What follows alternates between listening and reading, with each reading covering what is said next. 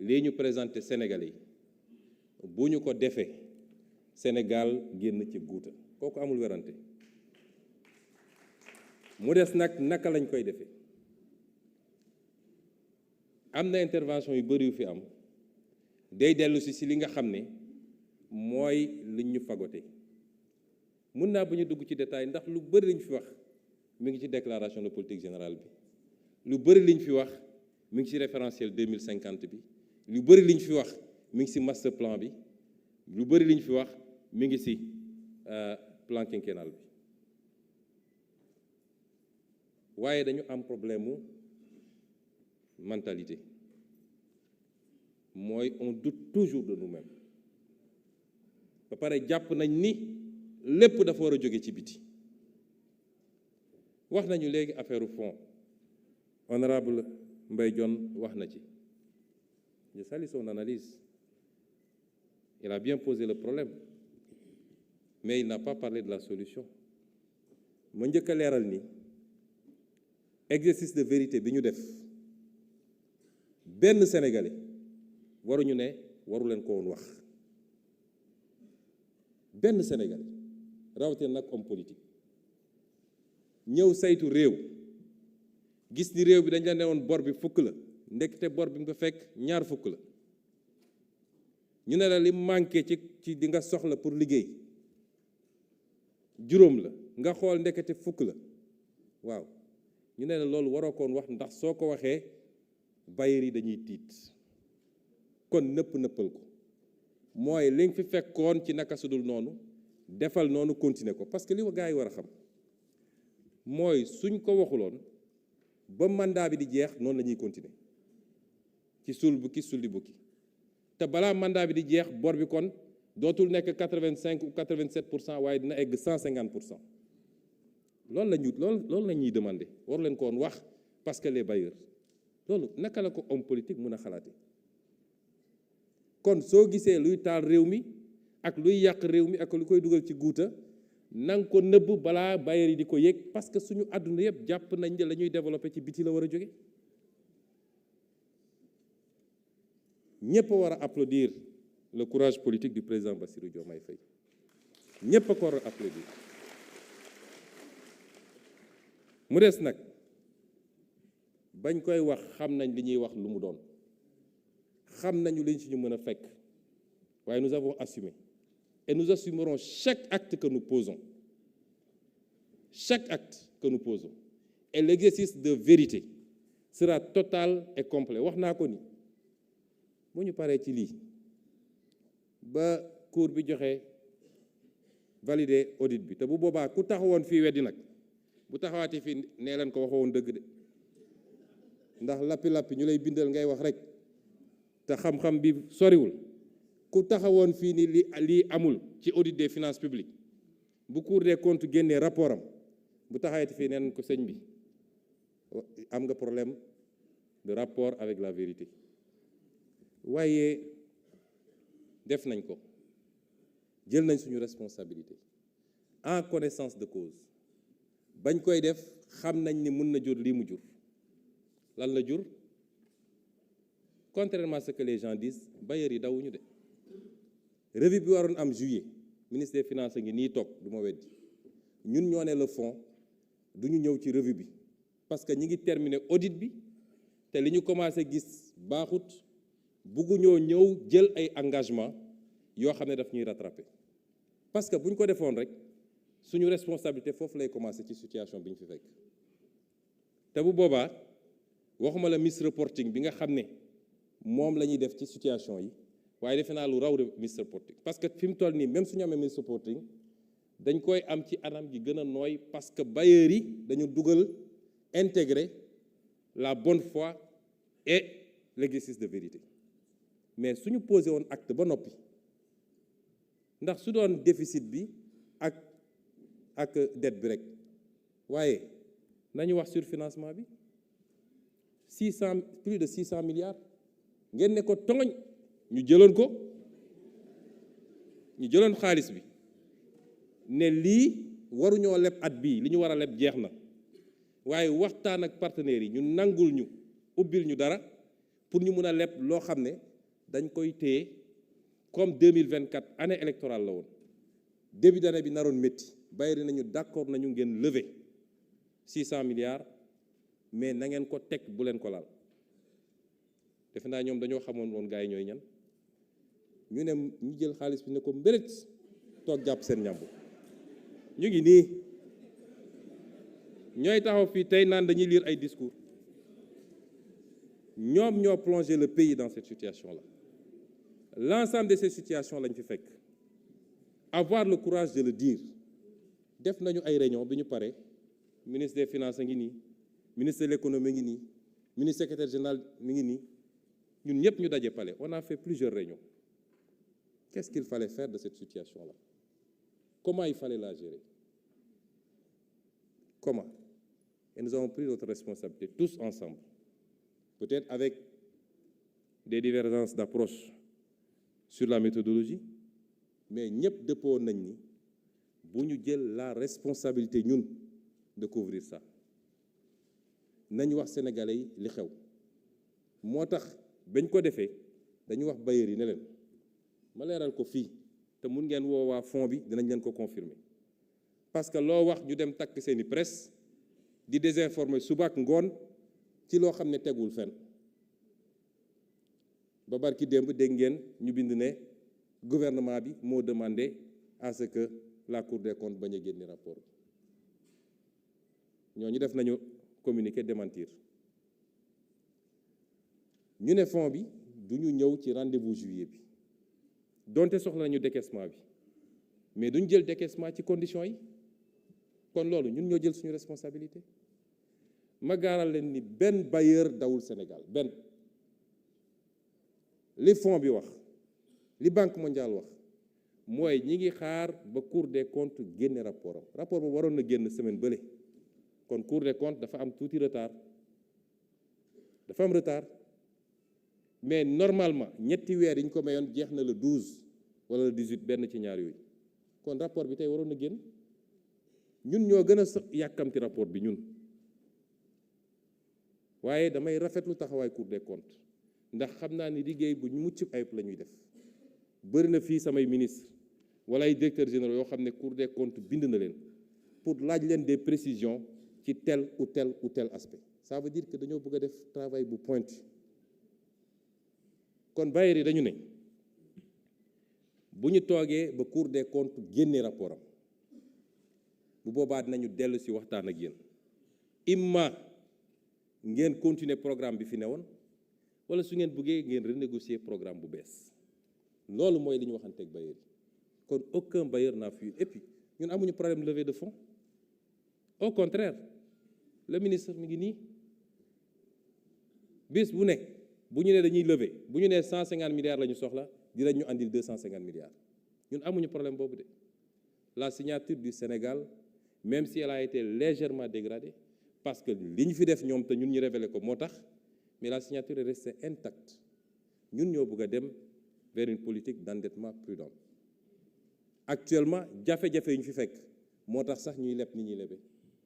mais bu ñu dépassé phase bi te li ma fi présenté ci ni ñuy utiliser les différents leviers pour le financement vous verrez que cette politique d'endettement là va changer radicalement mais saa yu ñu ne ministre des finances levé na temps sur le marché de l'UEMOA wala levé na temps sur le marché international waaw ñu ngay lebati déedéet programme dañ koy gérer petit à petit on vous a dit voilà la politique d'endettement bu ñu bëgg a def mais politique boobu mënoo ñëw tey appliquer ko tey fekk ñu gas fi kan goo xam ne gas fi kamb goo xam ne kenn xamul nu mu toll donc on va y aller méthodiquement mais à terme et je vous l'ai dit li ñu war a njëkk a dajale moo tax ma ne problème bi gëm suñu bopp lay commencer ban réew la FMI ak banque mondiale développé ci àdduna ban réew moo dajale son capital primitif su dee mën naa ko woowee noonu sur la base du FMI de la banque mondiale ou je ne sais qui Chine da koo def Turquie da koo def France da koo def keneen ak keneen ñun ñu bëgg ñu enfermer ci logique boobu ñu gëm ko moo tax liy day dellu ci citoyen bi kenn ku ne ci ñun gëm suñu bopp ñëpp dañuy wax souveraineté mais souveraineté ça a un prix souveraineté du toog sa kër rek naan souveraineté. Souveraineté mooy li ñeneen ñi def ba am seen souveraineté. Parce que la première souveraineté mooy la souveraineté budgétaire et financière mooy nga am capacité loo bëgg a def nga def ko. Souveraineté ci xaalis tekkiwul ni dootoo leb waaye niñ ko waxee ci suñu document bi mooy ay fonds monétaires ak yu demee noonu ça doit être des prêteurs en dernier ressort. La souveraineté budgétaire financière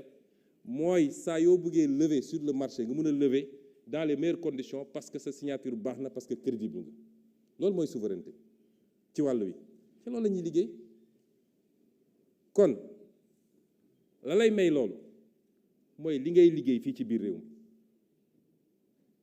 mi yàgg naa wax ku seet lire sama téere bi ma bind 2018 solution pour un Sénégal dem leen lire ko li ma waxoon ci naka la ñuy def ba dajale koom-koom ci réew mi ba dajale li nga xam ne fiscalité bi man loolu laa liggéey ay at man xam naa ni bu doon suñu potentiel 4 la benn bi la ñu exploité gu fiscalité bi dafa laaj nag ay réformes courageuses mais après dafa laaj ñu allier ñaar consentement à l'impôt ak consentement de l'impôt bokkul. Consentement de l'impôt mooy fii Assemblée nationale dañ leen di andil loi de finances ngeen voté vous avez consenti l'impôt mais le consentement à l'impôt mooy sentiment bi citoyen bi ne di am ne man damaa war a fay sama l'impôt parce que mooy tax ñu defar tali yi mooy tax ñu defar courant bi mooy tax ñu defar lii mooy tax ñu defar lii. loolu ci communication la restaurer la culture lan moo tax citoyen bañ a fay impôt te bu ko daayiraam laajee mu jox ko bu ko village am jox laajee mu jox ko bu ko ASCM jox laajee mu jox ko parce que dafa gëm ni xaalis bi muy dugal ci impôt bi politiciens yi ñoo koy séddoo waaye delluwul ci réew mi bis bu demee ba xam ni dërëm bu mu dugal day dellu ci réew mi te ku fi laal xaalisu réew mi ñu jaar fi ñuy war a jaar ak yow citoyen bi dina joxe l'impôt ci kaw nag ñu am une politique fiscale bu méngoog capacité citoyen parce que léegi monsieur Dione dafa wax ni woy les leviers innovants yi ñu bëgg a utiliser les Sénégalais n'en ont pas les moyens mais les Sénégalais ne vont pas rester éternellement pauvres parce que sooy apprécier dara da nga koy apprécier dans la globalité li ñu wax yépp ci ay politiques publiques yu ñu war a déployer mais l'objectif c'est de sortir le maximum de Sénégalais de la pauvreté vers les classes moyennes et ainsi leur permettre d'avoir la capacité d'épargner, mais c'est de sortir aussi d'autres Sénégalais de l'extrême pauvreté vers peut-être un peu moins de pauvreté. Tey la Chine 50 ans ci gannaaw les gens mouraient de famine.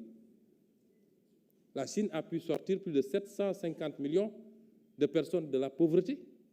La Chine a su se faire une classe moyenne. Est-ce que FMI moo ko financé?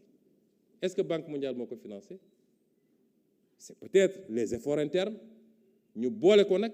ak une ouverture réfléchie parce qu'aujourd'hui on a plus besoin d'investisseurs qui viennent investir dans ce pays mais qui investissent sur des bases gagnant-gagnant. C'est ça qui manque dans ce pays. Kuy ñëw di investir dafa ñëw pour gagner mais dafa war a bàyyi lenn ci réew mi te li ëpp ci réew mi la ko war a bàyyi mais fii rek ngay gis ay situation yoo xam ne investisseur dina ñëw te la ñuy nangul ko jóge bitim réew duñ ko nangul waa réew mi ñi ñu koy nangul ci waa réew mi ñoom ñëpp ay écran lañu dañuy ristourner loolu mooy problème bi mais on a plus besoin de ça parce que le Sénégal est attractif bu leen kenn gëmloo ni réew mu ndol réew mu am géej am pétrole am gaz am zircon am suuf su naat ñu war cee béy am une jeunesse qui veut travailler soo ko former encadrer ko mais réew moomu kan la ñu mën a gëmloo ni réew mi dafa pauvre ban richesse de France am te amuñu ko France de amul gaz amul pétrole te pourtant benn ci 5 majors yi en matière de pétrole français la mbokk yi mbir mi ci gëm sa bopp la d'abord il faut ñu génn ci mentalité complexe bi loo wax ñu ne tubaab yi nii wala naar yi nële wala chinois yi nii gis nga ñooñu da ngay gëm sa bopp def li nga war a def ñu gaaw ñëwal la bu baax a baax a baax mais bu ñu xamee ni fii dara new dañuy ñëw jël li ñu soxla rek dem seen yoon. C'est ça qu'il faut commencer dès à présent boo ko jëlee suñu ressources naturelles li tax on a mis en place un comité de relecture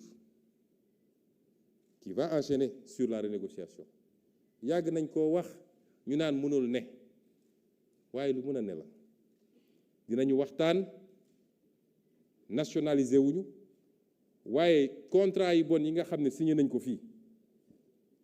jël alal réew mi joxe ko ci anam goo xam ne jaarut yoon wan nañ ko barki démb ci jën gi ndax renouveler wuñu contrat bi ñun ñoo jël responsabilité boobu ba pare madame le ministre publier la liste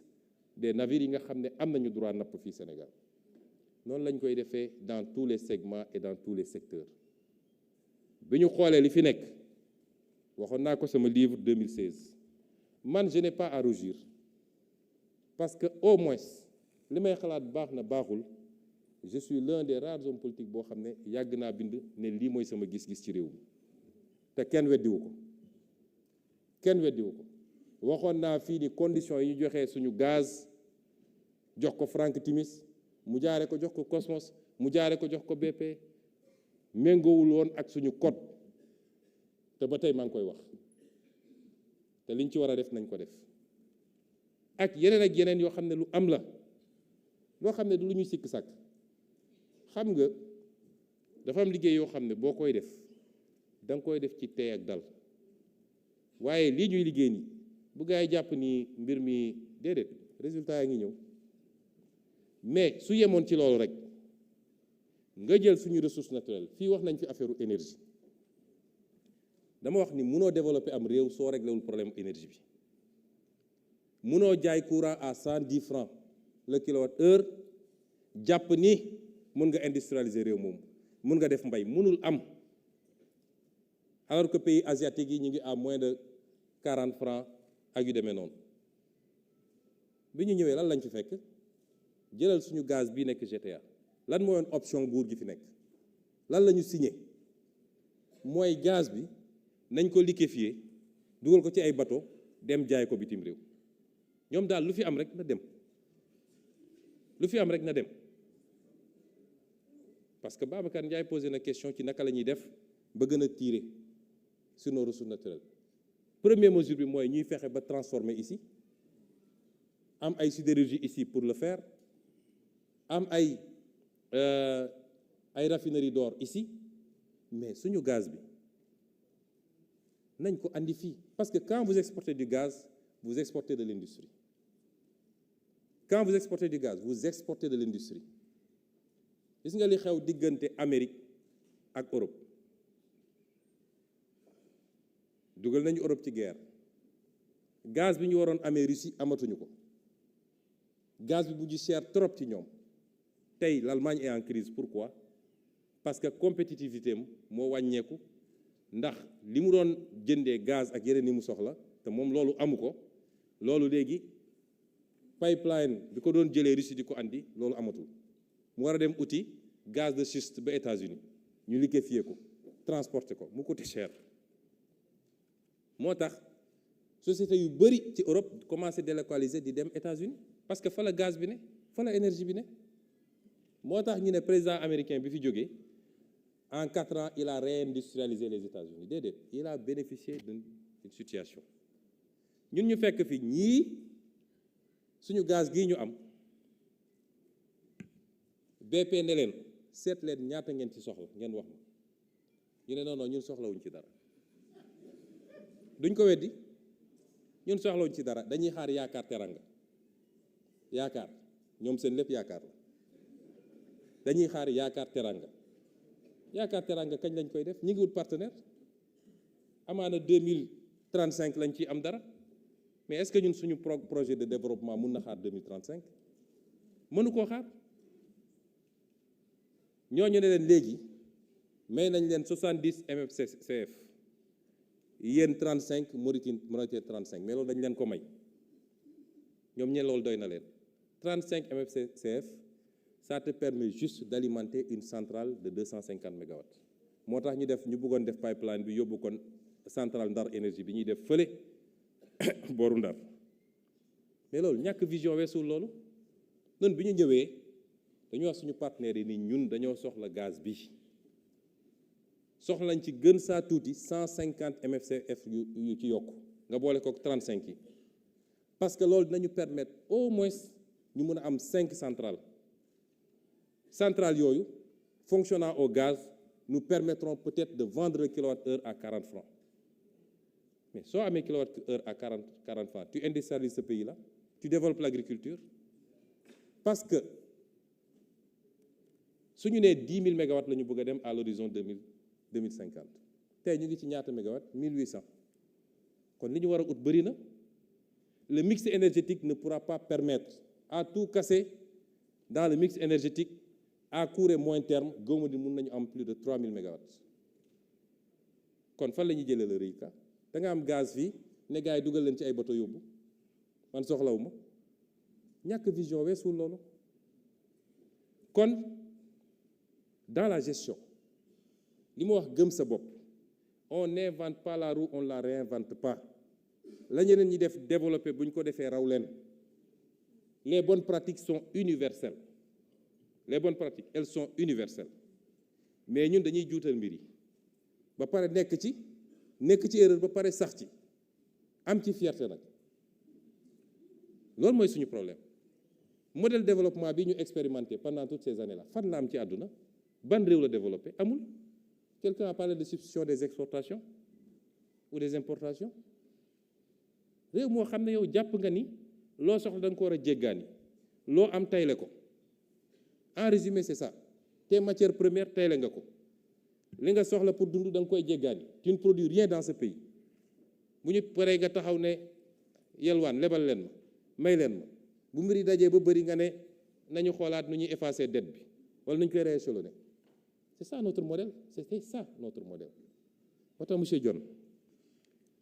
un pays se transforme d'abord au mental. Il faut que ñu am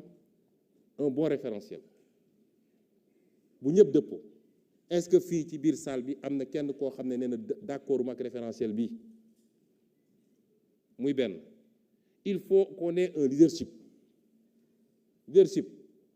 ñenn ñi ñu ko doon waxee ay diw de su demee di photo ak tel président affaire complexe yooyu. C'est pas ça le leadership. C'est pas ça le leadership. Encore que ki ñu doon wax moo leen gën a photogénique foofu gën leen jekk ci président. Le leadership mooy nga bëgg sa réew sa loxo set nga ñeme liggéey bi te doo seet dara loo xam ne sa intérêt bopp la loolu mooy leadership. waaye diw est un grand leader diw est un truc alors que yow sa poche rek ngay xalaat. C'est pas ça le leadership. Mais ñaar yooyu bu amee ba noppi il faut une masse critique. Je suis en train de réciter parce que li dama ko yàgg a wax démb te tey la gën a dëggu ci man. Il faut que askanu Sénégal xam ni président Bassirou Diomaye du moom mooy développer Sénégal, Ousmane Sonko du moom mooy développer Sénégal. bu dee gis-gis bi leer na leader yi ñu yaakaaroon ne am na fi mais askan wi dafa war a def bloc. Ça c'est pas de la politique de li defar réew mi élection bu jotee kenn ku ne xoolaat bu muy demee toj bopp jona xam waaye tollaguñu foofu. Est-ce que askan wi d'accord nañ ni programme bi baax na? Est-ce que d'accord nañ ni leader yi ñu soxla woon am nañ ko? Est-ce que acte yi ñu posé gum bi ñu commencé ba léegi dëppoo nag li askan wi doon xaar ci réew mi? Mais loolu bu amee askan wi moo war a jël mbir mi nag ndax président Diomaye gën saa gudd ñaari mandat lay def gën saa gàtt benn. Sénégal est-ce que day yem ci 5 ans wala 10 ans? kon référentiel bii ñu def référentielu askan wi la askan wi moo ko war a téel boppam. dañuy wax ni dafa am réew yoo xam tey boo fa demee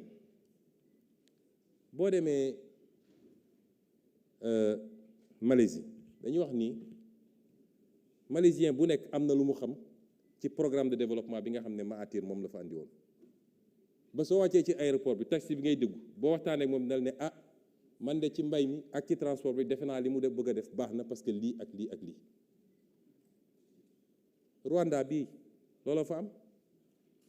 Rwanda boo fa demee organisation bi fa am discipline bi fa am mais ni ñuy àndee ak seen président gisuma ko feneen ci Afrique loolu la ñu soxla fii Sénégal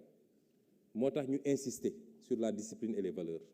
kenn ku ne ci ñun am na loo xam ne yaa ngi koy traîner ci ay taar yoo xam ne baaxul ci réew mi en termes de discipline en termes de patriotisme en termes de bëgg réew mi ba léeg-léeg nga ne lii baaxul ci réew mi donte sama intérêt la bàyyi ma moytu ko loolu ci la bokk. C'est l'aspect le plus difficile, je le conçois, parce qu'il faut beaucoup de communication, il faut beaucoup de proximité. Changer l'aspect immatériel, imperceptible, moo gën a jafe dans les politiques de développement. Mais une fois que le déclic est là,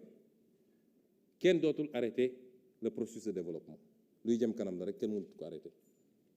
moo tax ñun ñëpp suñu responsabilité, y compris les députés de l'opposition, y compris les partis de l'opposition. Parce que nag man gisaguma lu ñu fi reproché de lu ñu toogee léegi nee nañu mbir yi dafa yéex, dund gi dafa cher. def naa am nañu ko warul wax ci réew mi de ndax bu ñu defoon li ñu waroon def dund gi du cher te ñun liñ ci jot a def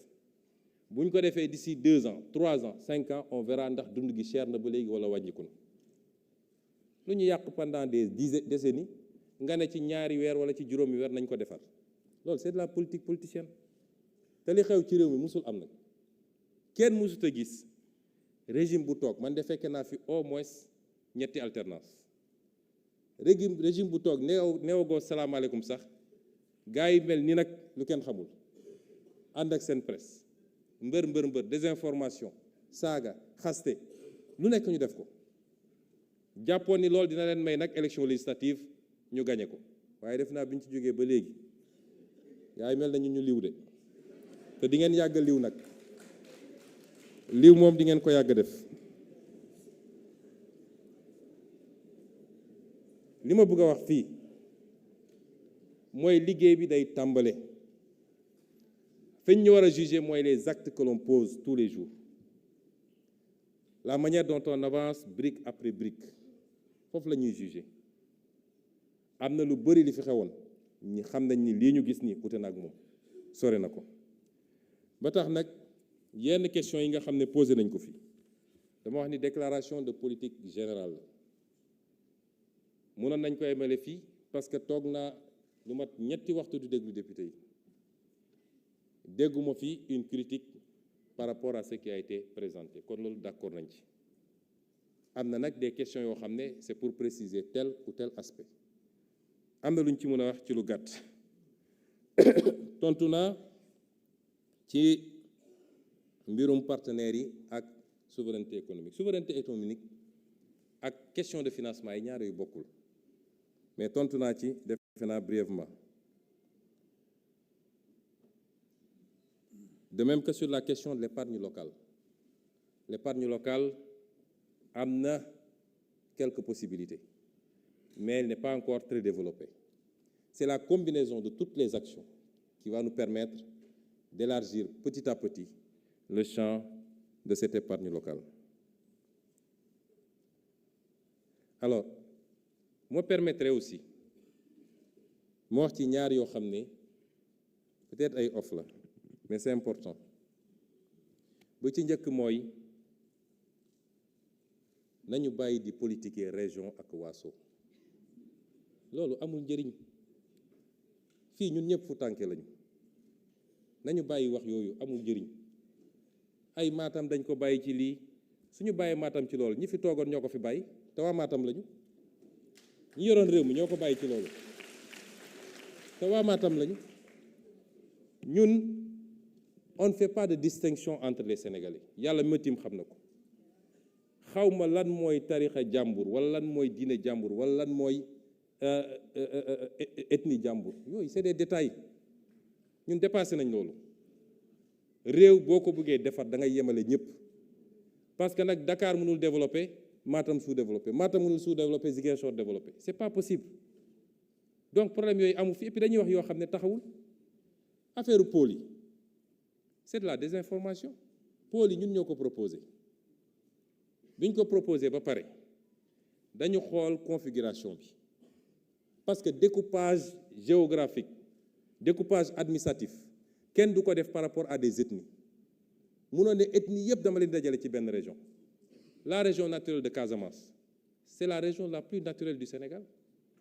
ci configuration ñaata région la ñett la benn région la woon en 1960 ñu def ko ñaar ensuite Kolda ak Ziguinchor ñu ñëwaat def ko ñett. La région du fleuve benn région la woon ñu dox ba jàpp ni dafa rëy torop ñu def ko ñaar def fi Matam def fële Saint-Louis et c'est comme ça que ça évolue mais est-ce que sooy def découpage da ngay toog fii naan fii mooy Fouta fii mooy Bundu fii mooy déedéet c'est d'autres préoccupations et à partir de ce moment l'appellation ba léegi tuddeeguñu foofu dara de dañ ko tuddee pôle nord pôle nord lañ ko tuddee vous savez pourquoi c'était pour éviter du pôle nord bu sedd ba de mais c'était pour éviter que yàqkat yi dem ci population yi di leen gëmloo ay affaire du moom rek lañu tuddee lu ñu tuddeegul pôle sud-est tuddeeguñ ko pôle sud tuddeeguñ ko pôle centre tuddeeguñ ko est-ce que da nga dégg waa Kaolack Kaffrine ak yooyu ñu ñëw naan ñun Saalum wala ñun Siin wala pourquoi tuddeewuñ ko dañu xool ne dafa am ay réalités sociologiques nañu bàyyi buñ ci tollee bu war a baptiser ces pôles là ñu dem waxtaan ak ña fa ne boo xool lu ñuy déggoowe parce que Ferlo mu nga fa Fouta mu nga fa une partie du Waalo mu nga fa loolu il faut nga xool noo koy defee et les gens c'est là pour dire voilà le Fouta est oublié man Fouta ma ñu oublié ça il faut arrêter ce genre de politique ñëw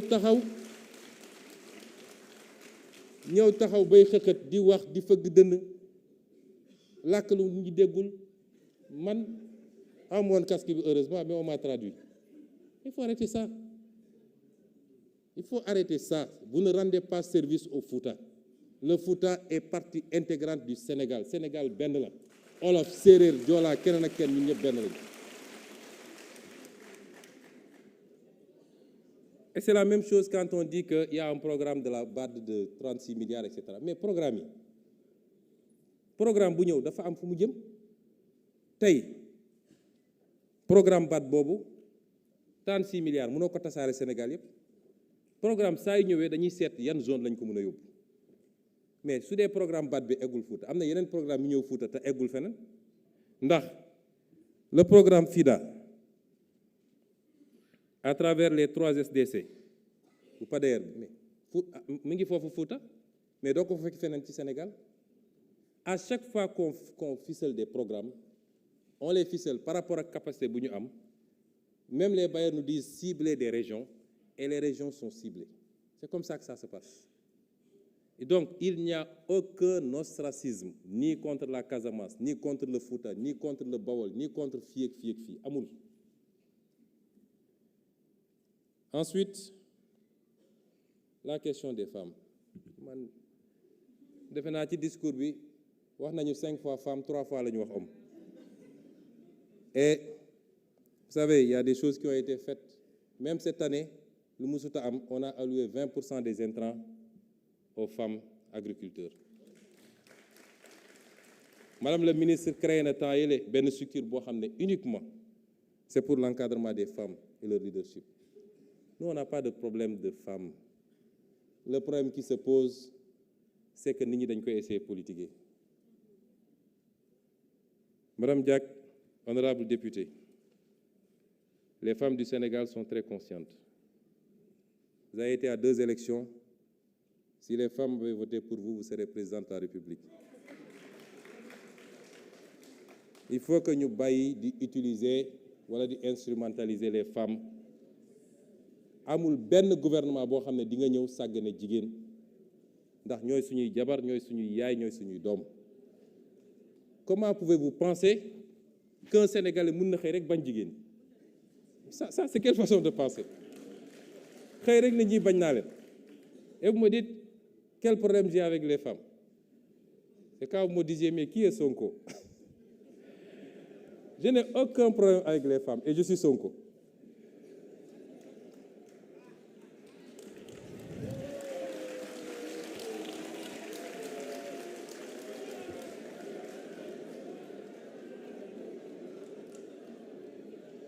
On a posé des questions sur l'hydraulique. Je confirme, honorable Lahad Ndiaye, amoon na quand même ay injustice ci hydraulique bi. Et moi, j'ai organisé un conseil interministériel rien que sur la question d'hydraulique. Benn injustice bi mooy da ngay gis ay dëkk yoo xam ne tuyau yi yóbbu ndox mi di ko andi Ndakaaru fa lay romb te ñoom amuñu ci ndox moomu. Loolu ci injustice la bokk. Moo tax ñu ne leen ci lii ñuy commencé muy le projet du grand transfert de l'eau qui est différent du projet des autoroutes de l'eau. Ñaar yu bokkul. Le projet du grand transfert de l'eau que le ministre Cheikh Tidiane Dièye a déjà ficelé ba ñu ngi koy waaj a lancé nga xam ne moo ñu war a permettre ñu régler définitivement le triangle Touba Dakar Mbour et qui n'est qu'un seul projet parmi tant d'autres. Dégg naa madame Abi Ndiaye wax na fi léegi un certain nombre de bassins yoo xam ne mi ngi ci yooyu yëpp mi ngi ci programme monsieur le ministre de l'Hydraulique. Et ku seetaan sama campagne, dans chaque localité, j'avais décliné des aspects du programme. Et quand je suis venu, justement, d'abord ci meetingu Thiès bi, mais quand je suis venu dans cette zone, allant de Foundiougne à Sokone, Passy, etc., waxoon naa leen le bassin d'abord le projet de Samba Ngalou, mais également le bassin de dëkk bi nu mu tuddati sax Malem Hodar bi nga xam ne nii ñu ko bëgg a defee ci zone nord bi noonu lañu ko bëgg a defee ci zone boobu. Am na yeneen yoo xam ne c'est dans le sud vers Sédhiou. Donc cette injustice va être réparée parce que dañu ne benn village benn dëkk dootuñu ko romb ay tuyaux di ko romb te amul embranchement pour mën a bénéficier de cette eau. Deuxième injustice bi c'était les tarifs de l'eau en milieu rural. Ñoom ñoo gën a néew doole waaye fa la ndox mi gën a chéré. Def naa ci réunion conseil interministériel te joxe nañu ay instructions très fermes ba nga xam ne li ñuy jaayee mètre cube bi à Dakar di ko jaayee à Thiès di ko jaayee à Ziguinchor moom la ñu fas yéene jaayee fépp ci Sénégal ba baykat bi sàmmkat bi ak keneen mun cee yem. Alors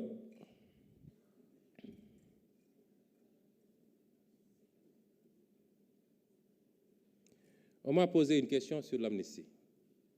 la différence entre abroger et rapporter. Loolu juriste yi mën nañ ci tontu donte am na lu ma ci jàng tuuti. Le terme abrogé n'est même pas est impropre quand il s'agit de loi. Le terme rapporter du moins, on ne rapporte pas une loi. Car il y a un autre terme beaucoup plus approprié. Mais rapporter n'efface pas totalement la loi, mais peut en changer un certain nombre d'aspects, soit en rajoutant ou en diminuant. N'est-ce pas, monsieur le ministre de la Justice? Ce qui est différent d'abroger. Mais les deux options sont sur la table. Abroger totalement cette loi unique. Parce que nag am na lu xaw a bizarre ci réew mi. Dañu ne woon loi d'amnistie bi dañ koo négocier mu méngoowul ak dëgg ndax loi d'amnistie bi ñu ko andilee ñun dañ ne ànduñu ci. Bu dee ñi nga xam ne ñoo rey ñoo torturé ñoo gaañ dañ la dugal ci loi d'amnistie bi ñu ne ñun bu dee loolu d'accorduñu ci. Bu dee nag loi d'amnistie pour uniquement les faits politiques bu boobaa d'accord nañ ci. ñu ñëw ba fii Assemblée nationale ñu ne déet defe naa madame le ministre de l'époque moom la ko député yi fii laaj député Pastef fii mu ne lépp a ngi ci. Boobu maa nga woon fa ma ne woon ci sama hôtel 5 étoiles bi mais ca boobu laa fexe ba woo député yi Ayib Daffé ngi nii ne leen voter contre cette loi parce qu'on n'acceptera jamais une loi qui absout ay nit yoo xam ne la ñu def lu garaaw la. Et c'est pourquoi nos députés ont voté contre. kon nu ñu mënee ne Pastef da doon négocier loi d'amnistie alors que Pastef a voté contre. Est-ce que su majorité bi voté woon contre comme Pastef loi bi dina jàll? kon am na loo xam ne mais problème bi newul foofu. Comme d'habitude ñoom seen spécialité mooy loolu, même si communication la ñuy jàngal mooy toujours il faut polluer l'atmosphère, il faut nga fexe ba nërmel xelu Sénégalais yi ñu génn ne loi d'amnistie bi de toute façon voté nañ ko ba pare, ça a bénéficié à Pastef. waaw léegi Pastef la bénéficié woon, Pastef bëggatul bëggul wax ji jeex na. kon lan moo fi jaar tëb ak ñii naan kenn mënu ko abroger parce qu'il y a déedéet man nga doon may bëggatuma nañu génne loi d'amnistie bi ñun ñëpp ñu dem uyu ji ñun ñëpp man ak keneen nañu génne loi d'amnistie bi fi jëra ragal.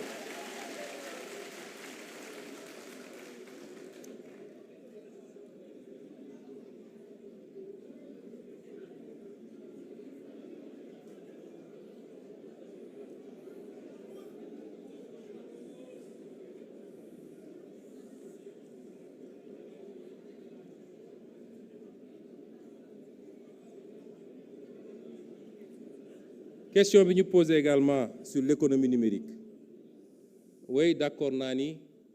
le numérique lañ ca war a def defuñu ko. Il y a deux aspects. Il y a l'aspect sécuritaire d'abord.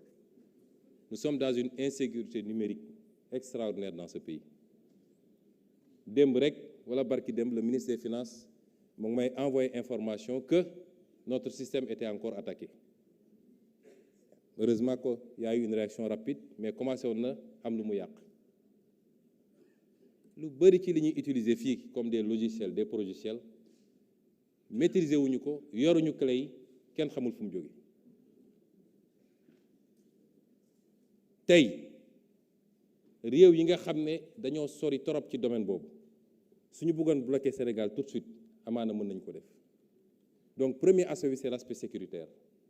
wax naa ko barki démb bi may dem ci ndaje xale yooyu nga xam ne c'est la fierté du Sénégal ndax ci domaine yi nga xam ne lu mel ni intelligence artificielle ñu ngi ci def lu am solo. Mais l'autre aspect c'est que le numérique est le premier facteur économique aujourd'hui dans le monde. Le premier chaque jour moo wax ko bu njëkk ba soo nee multinationales yi gën a am doole lan lañ lay wax ñi nekk ci pétrole beeg gaz bi Shell, BP, Total, etc. mais ñooñu tey mennum Google rek soo leen dajalewoon ñoom ñëpp Google moo leen ëpp doole foofu la ñu toll tey l'économie est numérique.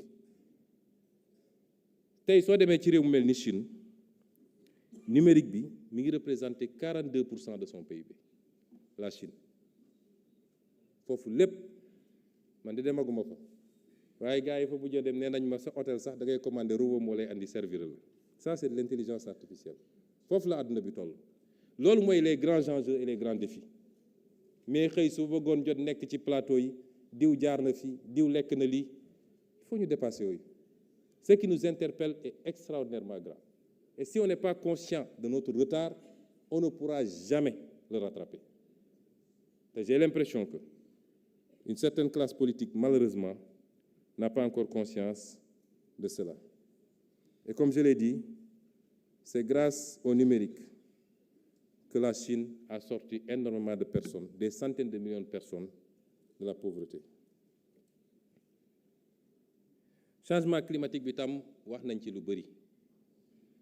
mais am nañu un certain nombre de programmes yenn yi c'est déjà bouclé comme le WACA yeneen yu ngi en cours avec des mesures à long terme et des mesures immédiates notamment pour Bargny qui a été soulevé ici ak yeneen dama ne sànq déclaration de politique générale la sànq dama wax ministre yi ne leen liñ fi posé yëpp ci question peut-être duma ci mën a entrer dans le détail mais lépp dañ koy recenser bu ñu paree nañu def un livre de la déclaration de politique générale boo xam ne déclaration bi elle-même ma nga ca mais les questions qui ont été posées et les réponses qui ont été apportées sectoriellement.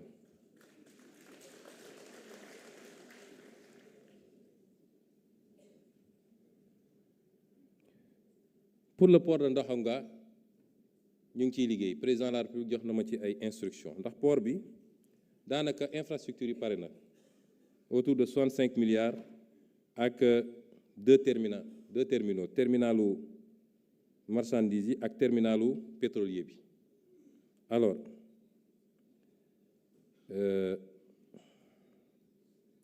terminal marchandise moom dina commencer fonctionner ci premier trimestre bi, janvier, février, mars.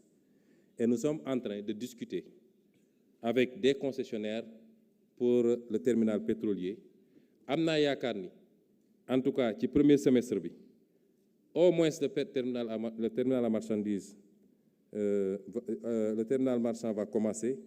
et que deuxième terminal bi dinañ ko concéder rapidement. J'ai reçu moi-même les offres sur ma table. On est en train de les étudier avec des nationaux qui ont une certaine capacité et qui ont un appétit certain pour ce terminal qui doit permettre le stockage de produits d'hydrocarbures, mais surtout la distribution. Ça permettra même peut-être yenn camions yi jógee ci sous-région yi du ñu ñëwati ba Ndakaaru, mais mën nañu jëlee en tout cas ñi ñëw jël ci carburant mën nañu ko jëlee foofu au lieu ñuy ñëw ba fii.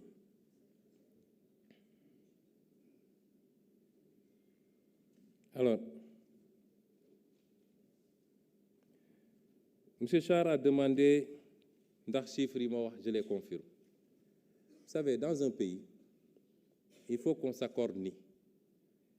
am na des organes dédiés pour nous donner les statistiques de ce pays. On peut douter de ces statistiques et boobaa il faut se donner les moyens de les auditer. Mais à défaut, je voudrais savoir est-ce que lui il a d'autres statistiques ak fan la ko jëlee.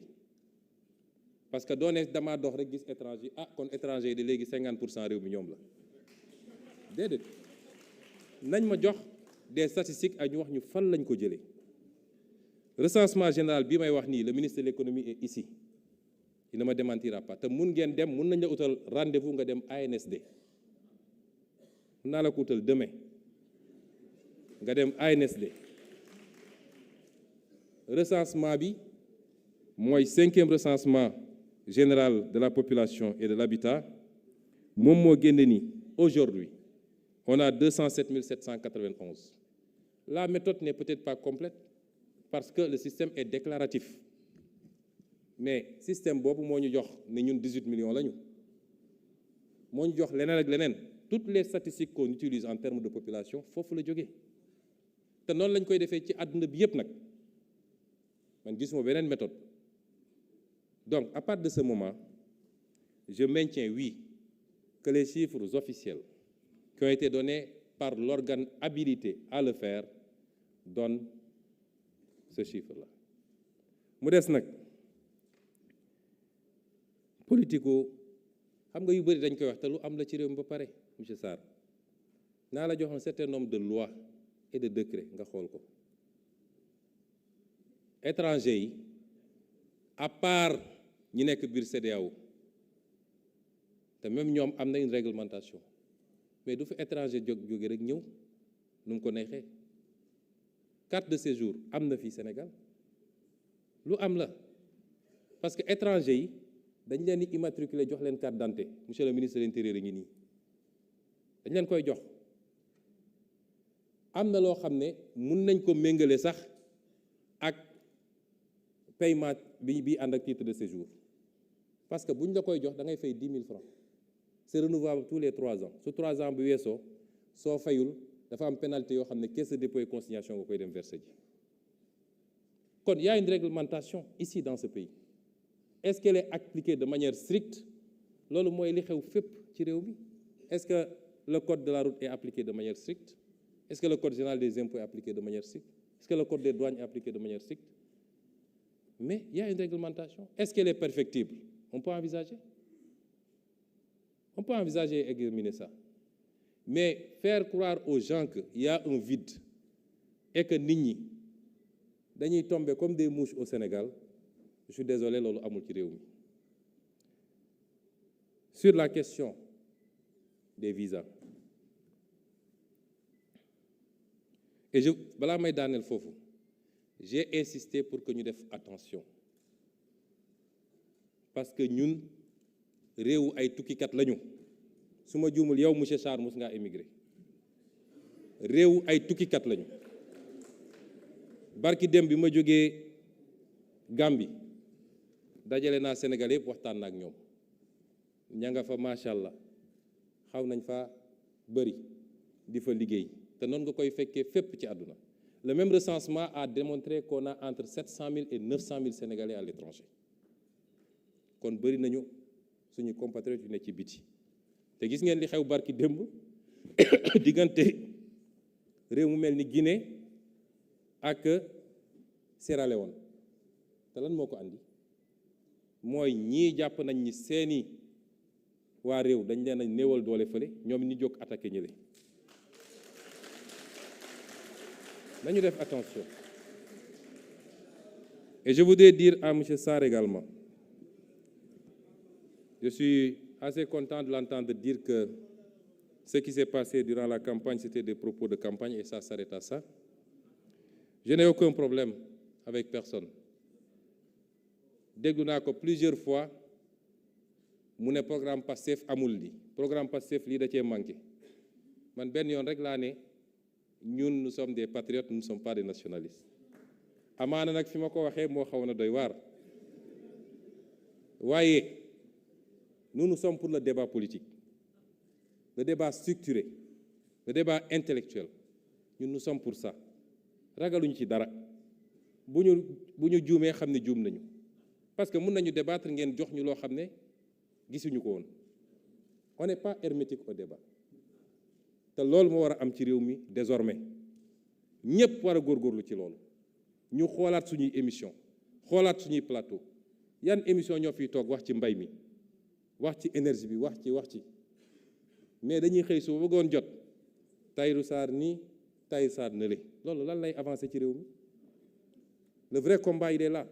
réew yu avancé demal nga seetaan seen débat politique wallahi boo ñëwee Sénégal da ngay rus. Demal dans les pays, demal dans les pays scandinaves, demal en Allemagne, demal. Les gens débattent des vraies questions et des vraies problématiques. waaye lenn ci li koy andi je ne parle pas pour vous monsieur Sarr mais léeg-léeg am na ñoo xam ne dañoo jël politique def ko métier ba fi ñu waroon gëstuñu ko fi ñu waroon xamuñu bu ñu paree nag naan mbel rek moo tax fi mu ne nii mbir mi xaw naa jafe.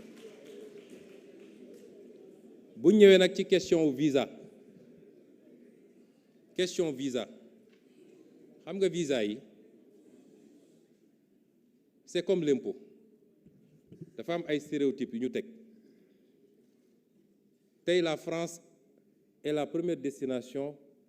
ou l'une des premières en tout cas ci 3 premières yi la te la France ku fay dugg da ngay def visa ak foo mënti jóge. Les pays les plus touristiques au Sénégal ay ñoom Kenya ak ñoom seen en Afrique de l'Ouest boo fay dem même boo jógee États-Unis wala Europe da ngay fay visa. moo tax ma ne li ma wax léegi dama ne dinañu toog xoolaat mbir mi suñu yéene mooy delloosi képp koo xam ne da ñuy laaj visa ñu laaj la ko bu dee visa gratuit nga ñu laaj la visa gratuit. bu dee visa payant nga ñu laaj la visa payant loolu mooy suñu yéene mais dañ koy càmbar jàngat ko def le pour et le contre xool lan la mën a yàq su dee am na lu muy yàq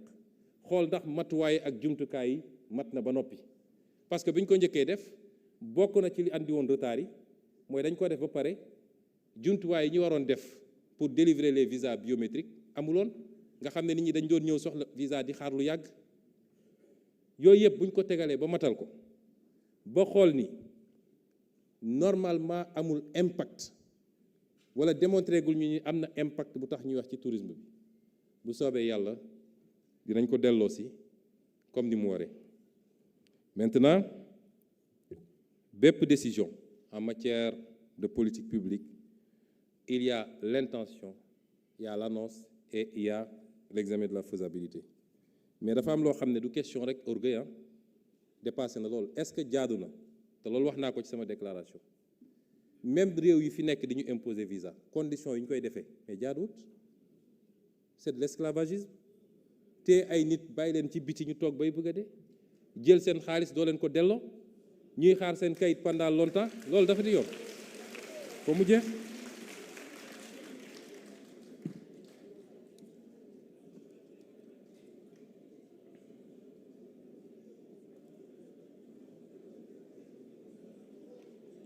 pour la question des contrôles Woyofal qui a été soulevée par l'honorable Anta Babacar Ngom, nangu naa ni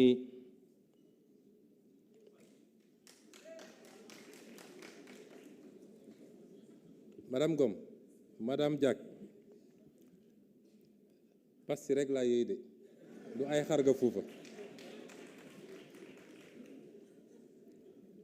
dafa laaj ci lu jëm ci compteur Woyofal, mais elle a raison moo tax ñu ngi ciy liggéey ak toutes les parties prenantes, ak le régulateur, ak le ministère des Finances et du Budget, pour ñu gën a mën a cibler la subvention. La subvention yi ci bépp secteur lañ ko bëgg a def parce que subvention yi ça nous coûte extrêmement cher. Aujourd'hui on a des centaines de milliards de subventions, mais léeg-léeg ñiy capter subvention bi c'est pas les vraies nécessités.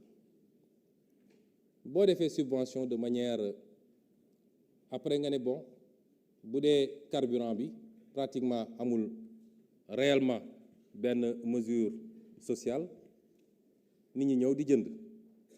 nga ne damay génne par exemple ñi yor essence, supposant que borom doole yi ñooy dawal auto essence, mais bëri na ñoo xam ne borom doole lañ te auto diesel moo leen gënal. nga def subvention bi entreprise bi ëpp doole ci Sénégal ak transporteur Ndiaga Ndiaye ñoo ci yem, ku ñëw taxawal ay otoom day bénéficier de la subvention. nga def ko ci courant bi même chose, tranche sociale d'accord, ñu ne ci niveau de consommation lañ koy calculer, waaye nit mun na nekk milliardaire di dund tout seul wala mu am benn doom ak benn jabar, consommation bañ a bëri ci ndox wala ci courant. benn waay bu dëgër fit dooleem bëriwul mu ñëw yetu ñetti jabar ak ñeent fukki doom, mais consommation day bëri te pourtant moom waroon na bénéficier de la subvention.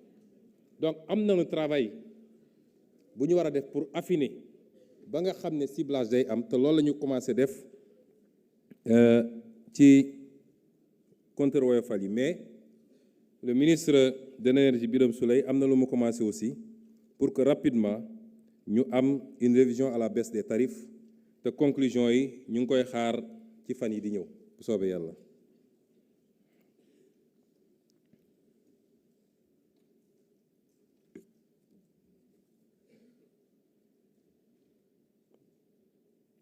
On a parlé du coût de la vie. État bi malgré situation bi ñu jëlee réew mi et malgré li ci topp mooy bi ñu dem ba wax li ñu war a wax, teew le président Diomaye fa ne c'est une priorité, nañu xool nu ñuy agir.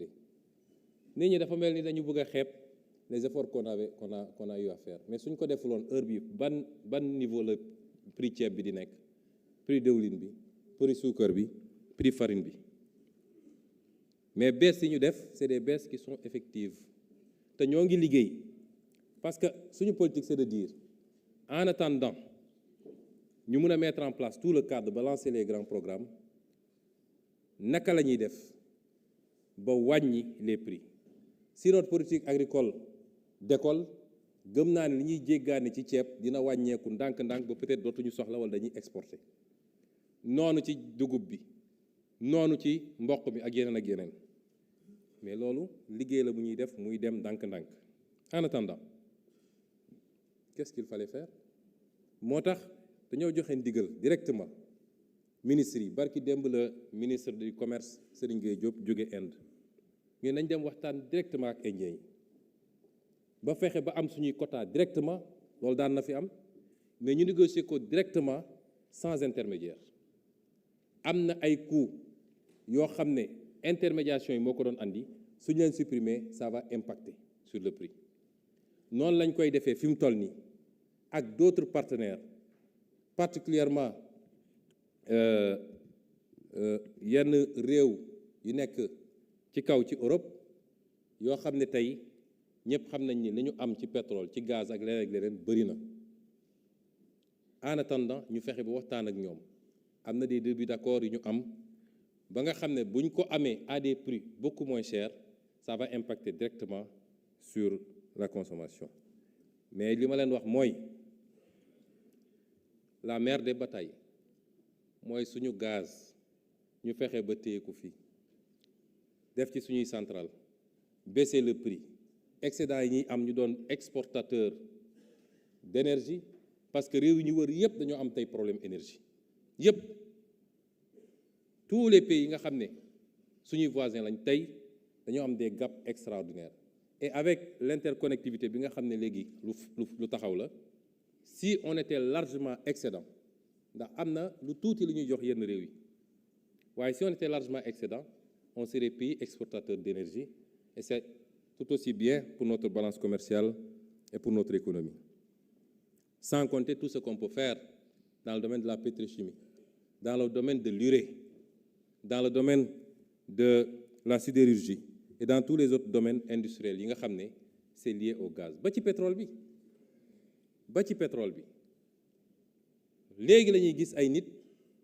ne ñu dañoo war a tëj SAR parce que SAR doxul SAR et cetera réew moo xam ne yow démb amoon pétrole waaye fexe nga ba am raffinerie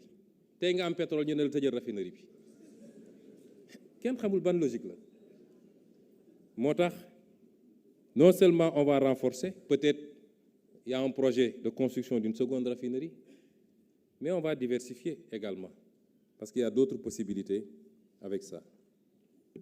Kon ma confirmer que les baisses sont effectives. Toujours ci projet yi l'honorable Wagué Banta nous a parlé des phosphates de Matam. ñii bëgg a gëmloo nit ñi ni ñun dañoo sàggane telle ou telle région ñi fi newoon de amuñoon projet ci phosphate de Matam suñu sàgganoon ni ñu def phosphate des ICS nga xam ne tey ñi ngi xool naka la ñuy def ba boole ko ci renégociation yi ndax ICS lan lañ ci am ñun phosphate bi lañ koy génne def ko comment ça s'appelle encore liquide bi nu mu tudd acide phosphorique mais acide sulfurique du moins mais li ci ëpp day génn réew mi ba ñun dañuy obligé di importer engrais alors que ñun amoon nañu capacité am suñu autosuffisance en engrais problème mu production yëpp ñuy posé lenn li engrais la parce que le ministre de l'Agriculture daf ma doon woon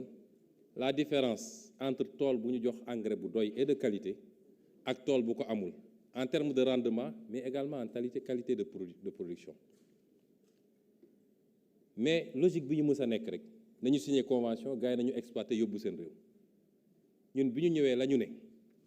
le phosphate de Matam 1 est de meilleure qualité 2 avec des quantités qui semblent supérieures ci la ñu ne notre projet industriel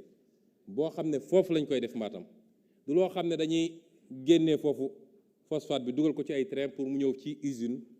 bu nekk Dakar wala Thiès déedéet lépp foofu lañ koy implanter qu'est-ce que ça va produire en termes d'emploi ça va créer toute une économie toute une ville ñu ne loolu lañ koy defee lañ ciy am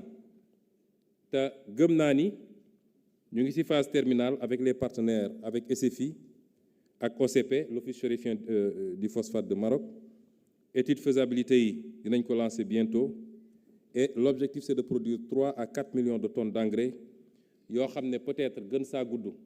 gaw ma ni Sénégal soxla nañu 1 million de tonnes d'engrais la ca des ça pourra aller dans les marchés à fort potentiel notamment les États-Unis et le Brésil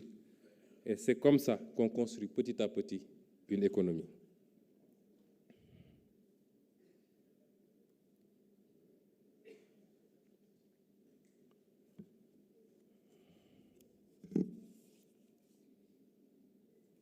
Alors, la loi sur la protection de l'enfance,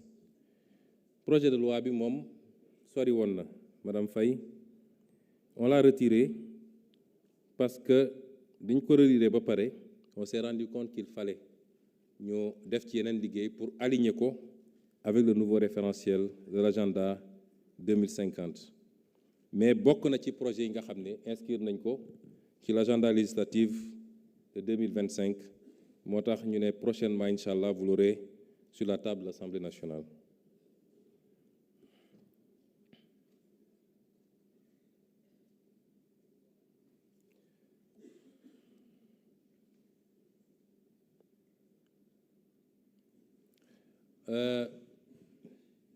Madame Sonko, pour ne pas passer par le nom, quand Ousmane Sonko est là, l'autre Ousmane Sonko se met à aller. Alors, pour la Casamance, les déplacés, wax naa ni tenir nañu un conseil interministériel. Programme yi lancé nañ ko. Nous étions en phase d'atterrissage budgétaire. Mais malgré tout, am na déjà les premiers montants pour le déminage, par exemple, ont été inscrits dans la loi de finances initiale. Je crois que ça se rapproche de 500 millions. Mais le reste, le reliquat va être inscrit rapidement. Probablement, en tout cas, on va commencer à déployer probablement même avant la loi de finances rectificative. Parce que l'objectif, c'est simple. On veut que le déminage soit fait, le déminage humanitaire, par nos experts locaux. Parce qu'on s'est rendu compte que ça coûte beaucoup moins cher quand c'est fait. Les gens ont été formés ici et font très bien le déminage avec le soutien et l'aide de l'armée. Moo tax ñu ne dañuy budgétiser. Ailleurs, il y a des fonds qui existent dans le monde qu'on peut essayer d'aller chercher. Mais dañu nañu commencer ak suñu propre moyen keneen ku ñu ciy fekk si mu fekk ñu si. Problème yi foofu ëpp na loolu, vous l'avez dit. Et c'est pourquoi am na un ambitieux programme bu ñu lancé pour que ñi nga xam ne tey amuñu kayit parce que dawoon nañu nekk ay Gambie wala ñu nekk Guinée-Bissau wala ñu nekk feneen def ay ati at ay doom juddu si ba tey ñu nekk ay mukallaf te amuñu kayit Sénégal. Am na un projet bu yaatoo yaatu boo xam ne lancé nañ ko pour jox leen ay kayit ministre de la justice moo koy piloté te ñu ngi ciy avancé bu baax a baax ñu defal leen ko dans des conditions yu simples et je crois que déjà des centaines voire des milliers se sont inscrits et ont commencé à bénéficier de ce programme pour qu'ils ressentent leur sénégalité, pour qu'ils reviennent chez eux en étant sûrs d'être chez eux, de bénéficier de tous les avantages liés à leur nationalité. Loolu ñu ngi ciy liggéey. J'en profite aussi par rapport ak monsieur Sarr pour rappeler ko ni effectivement le problème qu'il pose sur l'état civil est un problème réel. Moi j'ai été maire et j'ai vécu ça. Mais noonu mu amee problème au Sénégal il est beaucoup plus compliqué. Dysfonctionnement bu am état civil moo am feneen ak feneen am na ci justice bi am na ci impôt et domaine am na ci trésor am na ci douane am na fépp foo dem tu trouveras ces dysfonctionnements mais c'est des dysfonctionnements humains loolu nag lu ñuy liggéey la bokk na ci li ñu yaakaar ni mën na ko saafaral mooy le programme bi nga xam ne il est en phase terminale bien sûr ñu livré ko boo xam ne la direction de l'état civil moo koy piloter actuellement. Je crois qu'avec la numérisation intégrale dootul am beaucoup de marge pour que nit ñi mën a def dara man nekkoon naa maire relevé naa officier d'état civil dàq naa officier d'état civil déposé naa plainte contre officier d'état civil parce que effectivement dañuy jël ay numéro d'état civil di ko attribuer ay nit wala di ko jaay loolu c'est une réalité qu'il faut reconnaître mais moom ak yeneen forme de corruption yu am feneen ak feneen ak feneen c'est les tares de notre administration de manière générale qu'il faut combattre quels que soient les effets que cela produit parce que ni mu amee effet négatif ci état civil bi noonu la ko mën a amee dans la douane noonu la ko mën a amee lorsque c'est fait dans la circulation loolu la mën a amee feneen ak feneen tey mun nañu am problème bu mel noonu ci ñi nga xam ne ñooy contrôler circulation bi oto bu ñu waroon jàppuñu ko oto boobu daw tuuti accident ay bakkan rocc loolu moo gën a garaaw délivrer un document d'état civil et tous les jours on le vit mais loolu liggéey la boo xam ne du rek un travail législatif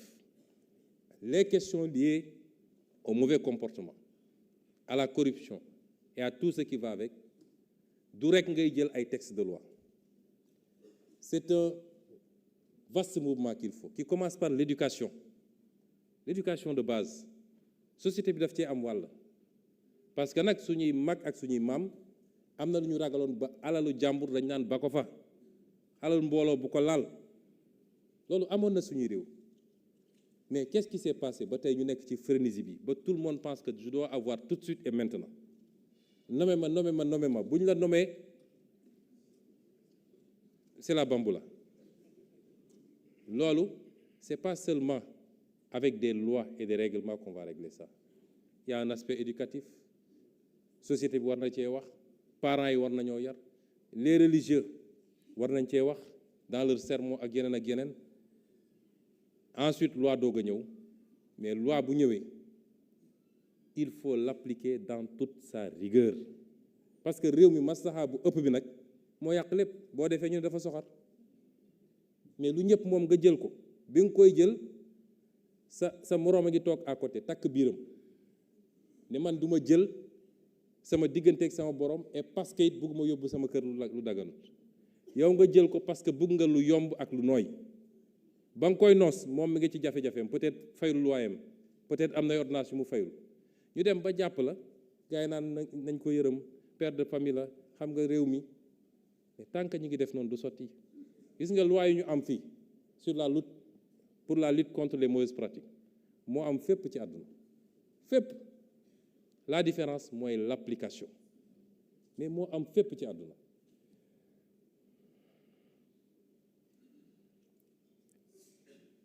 Honorable député Cheikh Thioro wax na problème mu sécurité à Touba. ma ànd ceeg moom te liñ ci war a def nañ ko def, parce que nag cim réew responsabilité état mooy képp kuy sénégalais ñu assurer la sécurité. te état warul toog ba seetaan ba ay civil groupe ak groupe ku nekk yenu sa jaasi wala sa bant ne damay fayul sam bopp parce que dóor nañ ma, parce que gaañ nañ ma. loolu liñ ci war a def nañ ko def, parce que loolu ci kaaraange général la bokk. ñiñ ci war a seeti nañ leen seeti, ñi ci war a waxtaanal nañ ci waxtaan, waaye it nañu fexe ba loolu ñu xoolee ko neneen ba citoyen du mun a dal ci kaw citoyen. bu nit defee lu mu warul def, police a ngi fi, gendarmerie ngi fi, justice nga fi, te sénégalais yépp la yemale.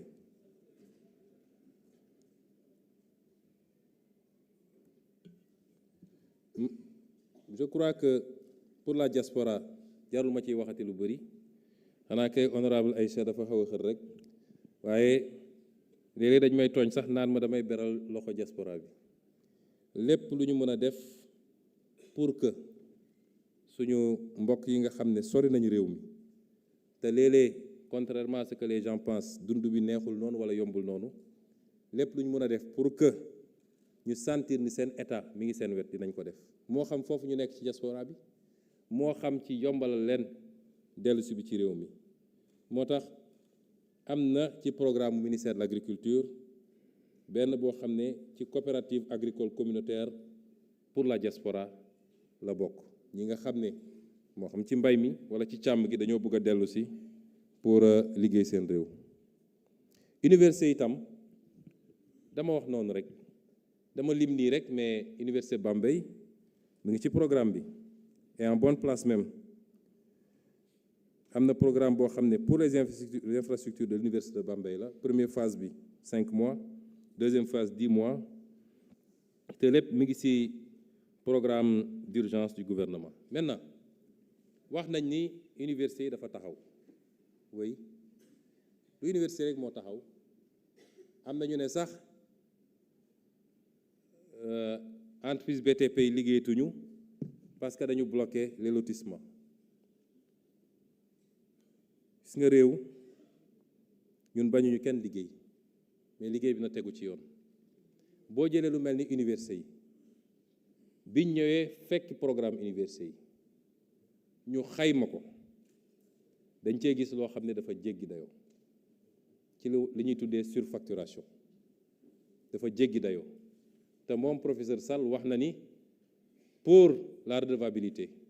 et surtout pour mun a assurer un bon exercice du contrôle de l'action publique, faaw rek ñu dem à ce niveau-là. wax naa ko léegi, si nga li ma doon wax démb opposant lay wax tey. ku ñu wóolu ba fal ko jaruta félicité parce que defar na tali wala defar na université, daf ko war a def te defu ko ci alalam, alalu réew mi la ko defee. daf ko war a def bu ko defut loolu mooy musiba bi mais da ko war a def bu ko defee ci budget bi l'impôt sénégalais yi la ñoo joxe seen dërëm ak dërëm bu demee lebi ji bor bi damay wax toujours ni bor bi l'impôt bu ñu jëlale la c'est de l'impôt différé kon lu fi gouvernement def xam leen ni yéen sénégalais yéen a ko financé kon tàcc yu bëri yi parce que defar nañu tali wala defar nañu stade jaru ko lenn rek moo jar a laaj naka lañ ko defaree ñaata lañ ko defaree est-ce que noonu la waroon a jar ak est-ce que priorité la ci réew mi par rapport ak yeneen priorité c'est ça les vraies questions loolu biñ ko commencé ba léegi di ko xayma amul benn infrastructure bu ñu def ci 10 ans yi te surfacturation amu ci 10 ans yi nga dem ci université yi monsieur le ministre de l'enseignement supérieur dafa bëggoon a ubbi université Matam ak université Sénégal oriental ren mu def programme bi ñëw bi mu ñëwee ma ne ko monsieur le ministre doo ko ubbi pour ñaar d'abord université yi pareegul bu ñu dem ci pression yi ñuy def ba ñu def loo xam ne li muy andi ci problème moo ëpp solution yi parce que boo ubbee université bu pareegul xale yi nga fay yóbbu bés bu ne dinañ génn ne ndox amul courant amul amuñu fu ñu dëkk lekkuñu foo xam ne les campus sociaux sax pareegul te ku xam Sénégal oriental xam Matam xam ni les capacités l'offre de logement est très réduite donc nga nar faa yóbbu ay je crois qu'il voulait démarrer avec 500 su ma juumul mais problème la doon jur ma ne ko pression bi nu mu métti prenons le temps de continuer muy premier problème bi ñaareelu problème bi mooy surfacturation yi wax naa ko waxaat ko boo demee ci université ñu ne lañ koy defaral ñu ne benn logement bu enseignant sur 148 mètres carrés R+1 ñu mun koo facturer à plus de 1 milliard problème am na loolu problème am na kon ñaari facteurs yooyu moo tax ma ne leen à commencer par Ziguinchor Matam ak Sénégal oriental ak yeneen yi te noonu la amee ci hôpitaux yi président de la République moi j'ai travaillé sur les universités mais président de la République ci boppam moo liggéey ci hôpitaux yi biñ ci paree dafa jël note ne on suspend tous les marchés on va en annuler certains lu naroon jar benn nga jaay ko fukk loolu moo fi amoon ci réew mi est-ce que ñun dañoo war a ñëw rek bàyyi loolu continuer mais alalu réew mi nee naa leen dërëm bu ne il faut ñu xam fu mu dugg parce que loolu la ñu Sénégalais yi sas te réew mu la ko gën a def moo la ëpp résultat réew mu la ko gën a def moo la ëpp résultat ma wax ko fii parce que dama bëgg a décharger le ministre ba bu étudiants yi di wax wala bu syndicat yi di wax ñu xam ni nii la mbir yi demee foncier bi ñuy tudd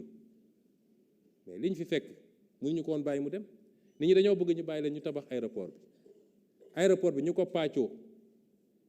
pàccoo benn nit rek mun a am plus de 100 parcelles te am na ci ñu nekk fii ci assemblée bi loolu du yoon la ñu jaay mais ay hectares léegi parce que rek il faut que le secteur du BTP marche ñun dañoo war a ñëw rek gëmmu ci loolu ñi ngi continuer def liggéey bi def nañu fii ci littoral bi am na loo xam ne dañ koy arrêté am na loo xam ne dañ koy toj am na loo xam ne dinañ ko bàyyi mais waxoon na sama conseiller ci wàllu fiscalité liggéey nañu ci benn projet de loi ba nga xam ne liñ fiy bàyyit dinañ ko tegal ay taxes yoo xam ne parce que lu ñëpp bokk boo ci bëggee bénéficier plus que tout le monde il faut nga fay loolu du gàtt ci keesu état bi ñu mën a créer peut-être benn organisme boo xam ne uniquement c'est pour la gestion du littoral désormais petite côte comme grande côte ba nga xam ne lii fi amoon dootu fi am lii moo am ci foncier bi dans la zone de l'aéroport am na lotissement yoo xam ne bañ ci pare dañ leen ne yii dañ koy annuler muy ay éogène ak une partie du hangar ak dañ koy annuler parce que jaarul yoon am na yoo xam ne lenn arrêté nañ ko te dinañ ko nangu ci loxo yi mu ne parce que moomuñu ko. am na loo xam ne wax nañ leen, gis ngeen communiqué bi ñu génn temps yële, ñoom ñëpp nañu dem direction générale DSCOS, ñu dem foofu daa di bindu andi seen titre wax naka la ñu amee terrain bi, kan moo leen ko jaay wala kan moo leen ko jox. te yi ma wax nii yëpp nag dafa ànd ak responsabilité. dina am yoo xam ne fii la ñëw assemblée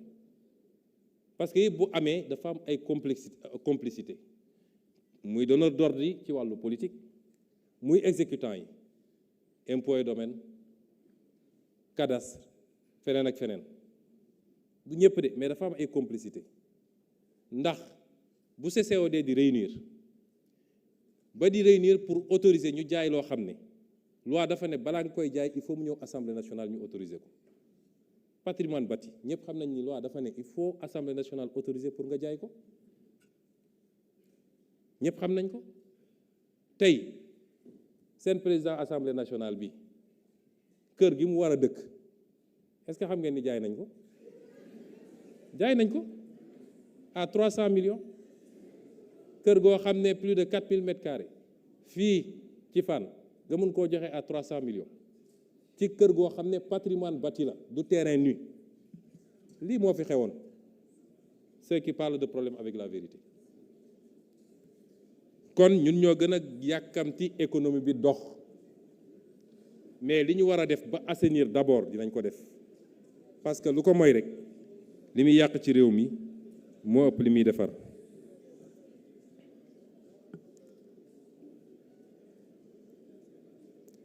wax nañu it ci càccum njur mi, waaye càccum njur mi am na loo xam ne tey ministère bi nga xam ne moo koy toppatoo ak le PNJS ñu ngi koy démarrer. am na lu ñuy expérimenter loo xam ne jàpp naa ni war na am résultat ci càccum njur gi, waaye am na leneen loo xam ne loolu nag day dépendre ci li ñuy liggéey ak les ministres concernés, ministre des Forces armées, ministre de l'Intérieur,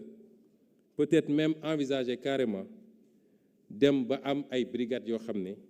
dañ leen spécialisé ci lépp lu jëm ci càccum njur. Les questions politiques.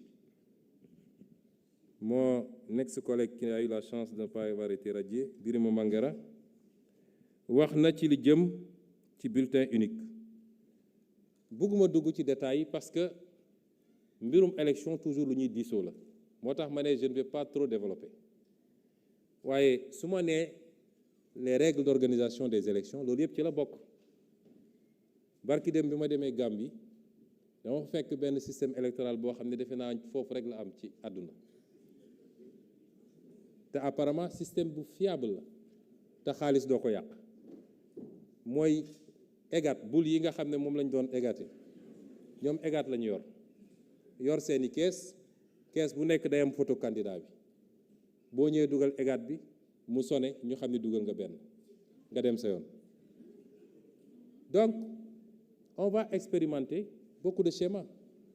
mais bulletin unique bi waxoon nañ ko fii ci Sénégal ba jàpp naa ni acteurs yu bëri d'accord nañ ci, société civile beeg opposition beeg yëpp, mais c'est toujours le pouvoir qui est bloqué. ak yeneen yi nga xam ne ci la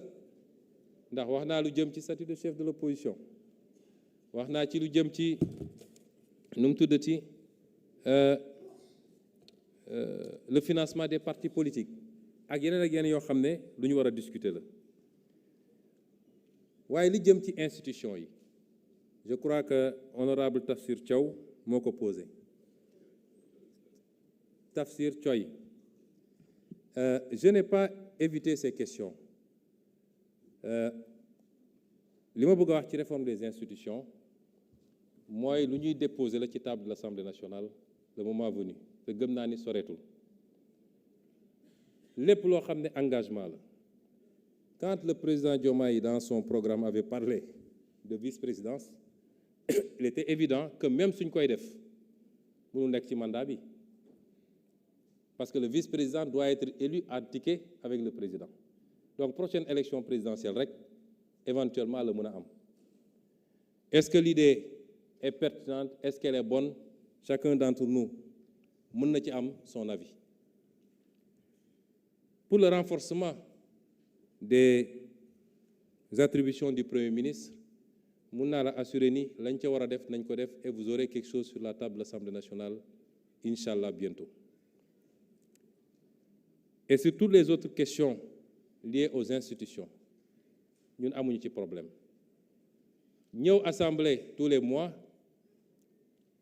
il y a la Constitution qui dit simplement que l'Assemblée nationale peut entendre à tout moment le Premier ministre et les ministres. Il y a la loi organique bi organisée Assemblée nationale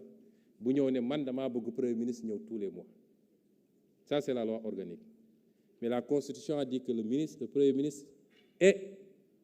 les ministres peuvent être entendus à tout moment et peuvent se faire représenter bu dee mu ñu ñëw. Donc, à chaque fois que l'Assemblée nationale aura besoin de parler au gouvernement, le gouvernement sera devant vous pour vous parler. À chaque fois. Il suffit d'en formuler la demande.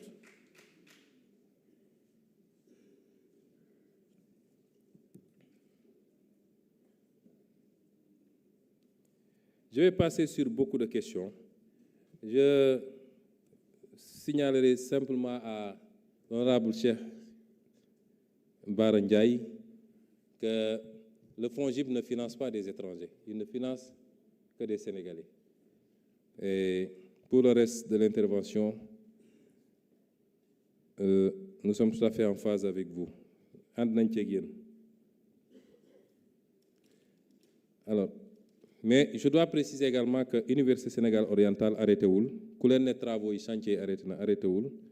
ñu ngi continuer. Le taux d'avancement est à 13,52%,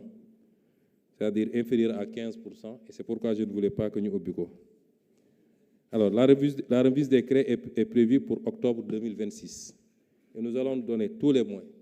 pour que mu mën a ubbi en ce moment dans les meilleures conditions. Nous comprenons les contraintes. Hein. Il y a des contraintes.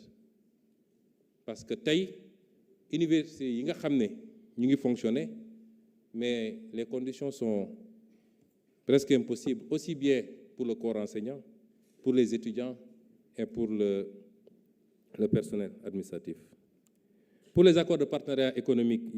l'honorable Guy Marius Sagna a soulevé, je crois que cette affaire est derrière nous, puisque ça avait été paraphé en 2014 par les pays de la CEDEAO, mais nag kenn mësu koo ratifié. En tout cas, États membres yi, je ne sais pas ndax am nañu ko ratifié, mais warul bëri. On nous parlait peut-être de la Côte d'Ivoire et du Ghana, mais Nigeria avait dit non. Le Sénégal n'a pas ratifié, entre autres. Et je peux dire, parce que la condition, c'est que ça devait être ratifié par tous les États. Mais le Sénégal, tant que ñun la fi yàlla bàyyi du ñu ratifier API, parce que API mbirum noggatu la. Munoo nekk l'une des dernières économies du monde di signer accord de libre-échange sans régime préférentiel avec l'une des premières zones du monde. Doo am industrie, doo am agriculture, doo am artisanat, sa benn filière mënul résister. C'est pas possible.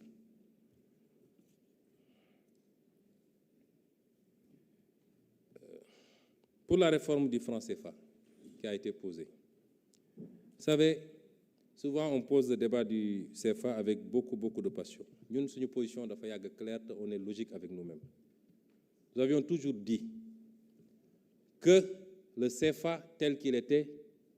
ne correspondait pas aux besoins réels de notre pays.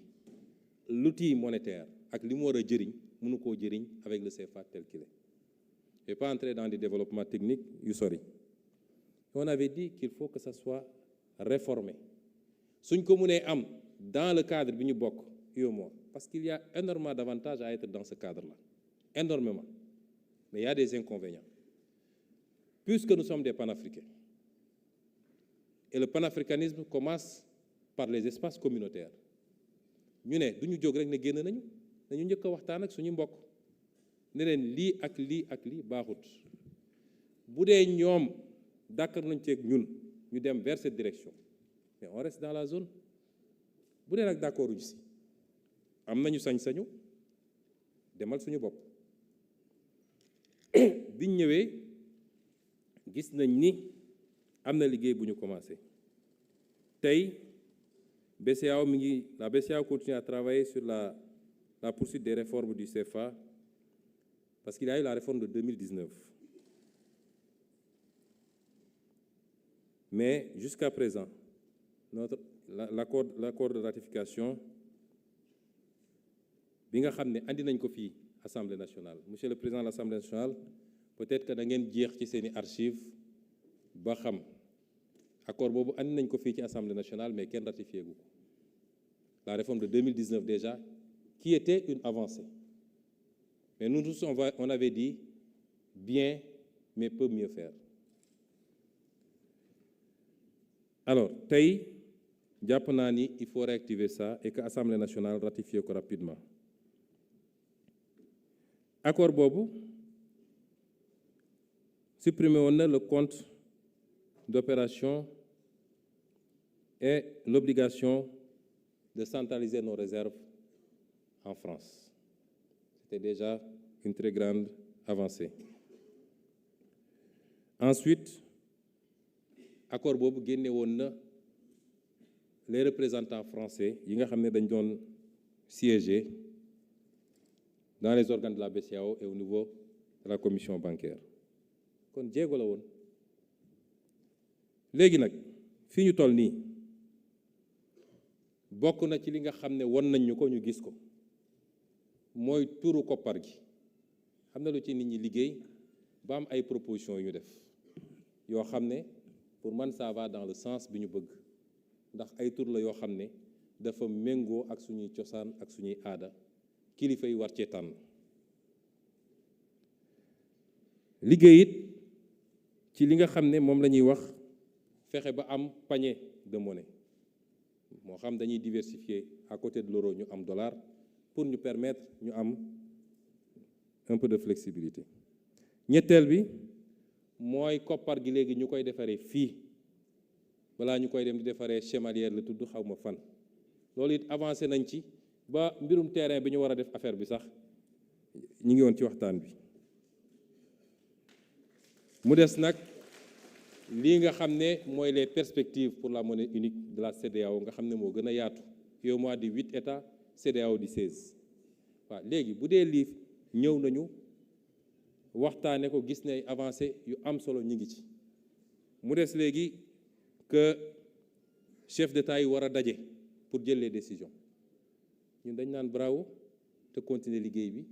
ndax am li ñu war a am bokkook suñuy mbokk te ndaje bi du tas moo ëpp solo nga am li nga bëgg a am waaye ci beru. Foofu lañ ci toll te lañ ci war a def nañ ko def ndax xam ngeen ni ñun dañoo am suñu ligne te dañ koy assumer te liñ ci war a liggéey dañ ko liggéey. Li nga xam ne nag dafa jëm ba léegi ci infrastructure yi surtout yoon yi am na programme yi ñu fi fekk yoo xam ne it effectivement bi ñëwee dañ ko arrêté. Lu mel ni PSD bi programme de désenclavement bi lan moo tax ñu arrêté ko. Benn programme bi fekk nañ fi ay centaines de milliards yoo xam ne ay arriérés yu ñu amee entreprise locales yi lu mel ni Areski lu mel ni CSE lu mel ni Sotracom ak ñeneen ak ñeneen. Ensuite conditions yi ñu defee mbir mi ndax commission li ñu joxe ci commission rek ay milliards la. Ay milliards ci commission parce que nit nee na moom moo xam tubaab ya moo waxtaan ak ñoom moo leen andi nga mun ko jox commission ay milliards et milliards muy doon des surcoûts sur le projet. Et bi ci mujjee mooy ñoom xaaruñu sax parce que boobu gisuñu lu dul élection ñu lancer travaux yi te ñi nga xam ne ñoo financé programme bi muy suñu partenaire Grande-Bretagne. Dafa am ay clauses yoo xam ne dañ ko ci dugaloon bokk na ci il faut ñu def les études d'impact environnemental loolu nag ñun lañ koy defaral ndax yoon yu bari dañ koy defar ñaari at ñetti at mu yàqu parce que lan defoo étude d'impact environnemental ba xam lan la mën a yàq ci environnement bi wala lan na environnement bi mën a yàq ci moom ban qualité sol nga am bu tawee ban direction la cours d'eau yi di jaar et cetera yii yëpp moo tax bi ñu ñëwee ñu ne nañu teggi suñu tànk xool ci la ñu commencé waxtaan ak suñu partenaires yi. Heureusement ñoom it un gouvernement travailliste ñëw au pouvoir ci diggante bi temps yii recevoir naa un de leurs ministres ñu waxtaan ñoom dañu ne ñun amuñu problème pour ngeen renégocier parce que lii ngeen wax ni jaaduwut loolu d'accord nañ ci ba ci nag le contenu local parce que ñun dañu bëggoon au minimum 30% jëm kaw ñu jox ko des entreprises locales kon yii moo taxoon tamit ñu suspendre il faut que sénégalais yi xam leen ñun ñoo leen gën a yàkkamti am résultat ñun ñoo leen gën a yàkkamti am résultat mais nag yàkkamti bu la taxee nga escamoter sa fondation kër gëm naa ni di nga tabaxaat de moo tax nañu defar mbir yi nañ ko war a defaree à la base boobaa loo teg mu dëgër boo bëggee gratte-ciel di nga ko am incha allah wax nañu affaire SN La Poste comme toutes les autres sociétés nationales en difficulté mais loolu c'est le bilan malheureusement bi ñu fi fekk Poste dañ ko yàq au fil des ans man may nekk fii député j'avais adressé une question écrite au gouvernement sur la situation de la Poste et de la Poste Finance déjà bi may nekk député dans les années 2017 ñetti directeurs yi fa enchaîné wu pour une entreprise boo xam ne waruloon dépasser peut-être 1000 ou 1500 agents mi ngi presque aujourd'hui à 4000 recrutement politique foo jëlee dugal moo di la masse salariale boo xam ne attanu ko parce que li ñu war a xam mooy société yooyu yëpp état bi waru fa woon di fay ay salaires c'est des sociétés qui doivent créer les conditions de leur viabilité financière c'est la même chose pour Air Sénégal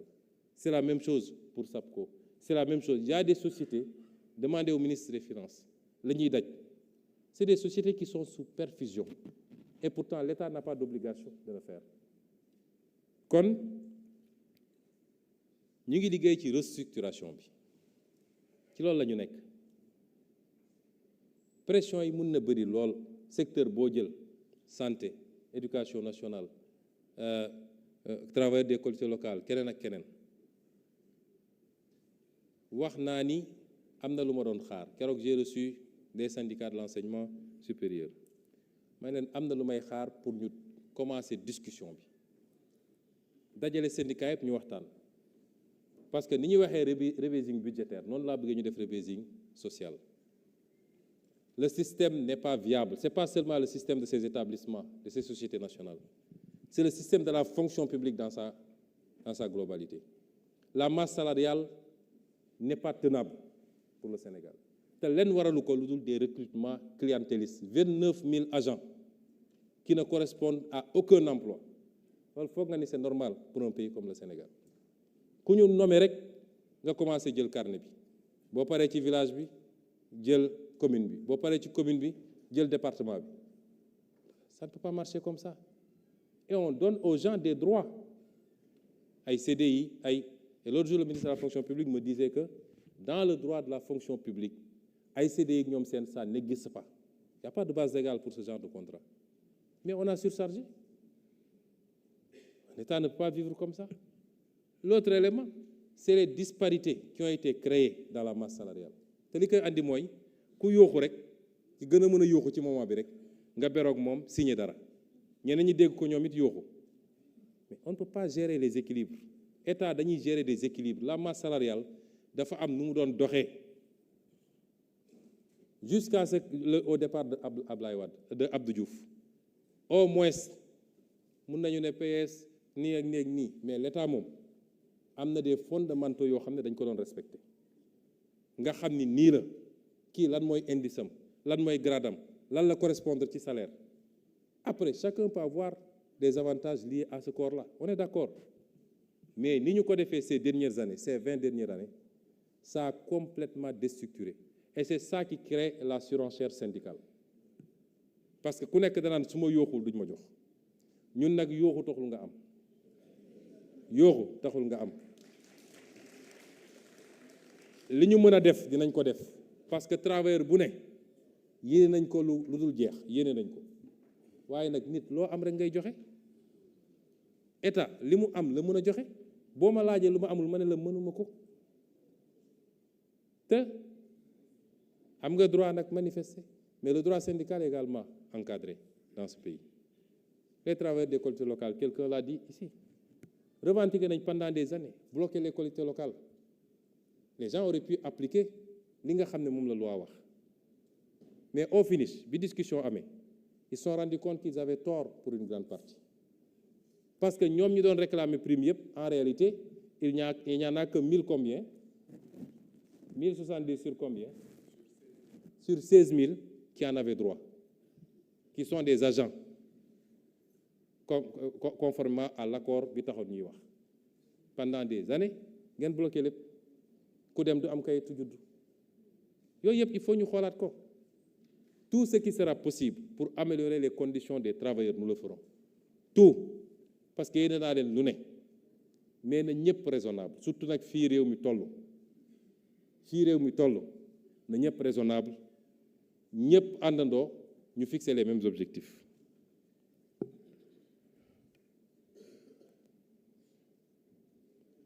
Maintenant pour la question du logement, les loyers. Vous savez, le loyer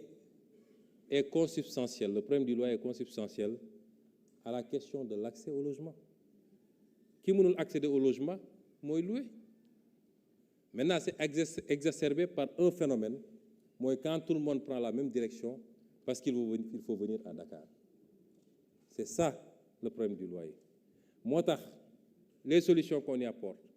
c'est d'abord cette approche de polarisation. Parce que soo fexee ba Sénégal fu ne am pôle boo xam ne mun na téye lu bëri ci ñi fa bokk defe naa ma riirandoo bi dem benn place dina wàññeeku. Deuxième bi mooy l'accès au logement social. Le ministre de l'Urbanisme est en train de faire un bon travail. On a 500 000 logements sociaux identifiés ni war nañoo fexe ba am ko dans les années à venir. Il y a tout un programme bien ficelé qui m'a été présenté récemment boo xam ne am nañu yaakaar ni dina ci mën a dem boo ci boole nag ce qu'on va faire pour l'accès au foncier. L'accès au foncier xam ngeen lu loi wax mooy sénégalais bu ne war naa mën a bind dem domaine bind déposer man maa ngi tudd Ablaye Ndiaye maa ngi dëkk fii yaroo fi màggee fi am naa nangam ci at waaye musuma am lopin de terre bu ma dëkk ñu enregistrer demande yooyu bu ñu nee lotissement administratif am na je ne parle pas de lotissement privé lotissement administratif bu amee dañu ne bi CCOD pare dañu war a réunir une commission bii jël tous les demandeurs ñu xool ay critères yu ñuy établir ñu seet ñan ñoo gën a remplir critères yooyu pour jox leen ay terrain mais loolu amul fii gis nga fii lotissement bu amee gars yi ay quota la ñuy jël quota ci kaw lay commencer nag ba ci directeur yi quota kii il faut mu am tant de parcelles kii il faut mu tant de parcelles jabaram il faut mu am temps mindaanam nañ ko may benn ainsi de suite ainsi de suite. Il faut ñu xoolal li ñu annulé ci mbuurkat est-ce que xam ngeen ni am na ay autorités yoo xam ne ñoom rek amoon nañu fa des centaines d'hectares mbuurkat bi centaines d'hectares laa wax yooyu yëpp bu ñu ko couplé boole ko plus li ñu war a agir sur le coût des matériaux de construction gëm naa ni ça aura un impact appréciable ci loyer bi wala ci l'accès au logement. Si tu règles l'accès au logement, tu règles la question du loyer. Alors, le statut des conseils municipaux, bi nga xam ne Amadou Ba soulevé na ko fii il a tout à fait raison mais loolu yëpp dinañ ko gérer parce que ñu ngi jëm ci l'acte 4 de la décentralisation Inch'Allah. Mais cette fois-ci, ce sera une vraie réforme de la décentralisation. Le ministre des collectivités territoriales, pratiquement weer wu ne mi ngi organiser des consultations ak les différents acteurs di waxtaan ak ñoom ci les axes majeurs yi nga xam ne mooy la fonction publique locale, le statut des conseils municipaux, la place du quartier et surtout la vraie question mooy le financement des collectivités locales. Nos collectivités locales ne sont pas viables parce que le mode de financement n'est même pas obsolète, il n'est pas bon.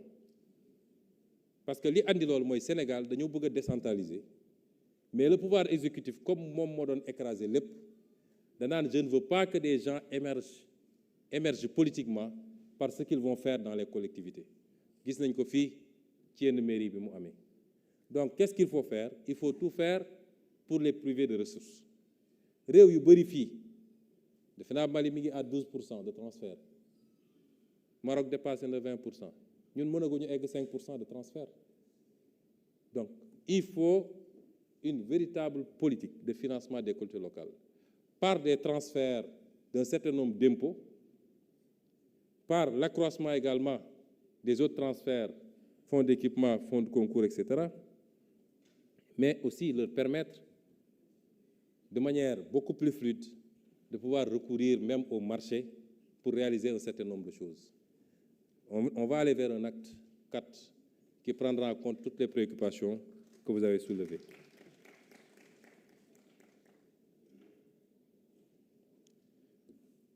Borom Kër gi nee na ma conclure parce qu'il y a une deuxième liste. Mais je crois que pare woon na, j'étais à ma dernière fiche. Il y a des questions auxquelles je n'ai pas répondu comme j'ai dit, parce qu'on ne pouvait pas répondre à tout. Mais Inch'Allah, il y a un liggéey bu ñuy def pour retranscrire cette DPG et qui permettra d'avoir la totalité des réponses. Kon ñu ngi leen di gërëm sur votre écoute et je ne terminerai pas sans dire à Babacar Ndiaye que message bi may wax à la jeunesse, c'est un message d'espoir. Il y a une résilience, patience et engagement. Ce pays, c'est pour la jeunesse. Et la jeunesse qui s'est battue pour qu'on en arrive là, c'est la même jeunesse, avec la même énergie. Tout ce que j'ai dit dans la DPG, guénoule les conditions de l'épanouissement de la jeunesse, de création d'emplois, mais on le fera ensemble. Et enfin,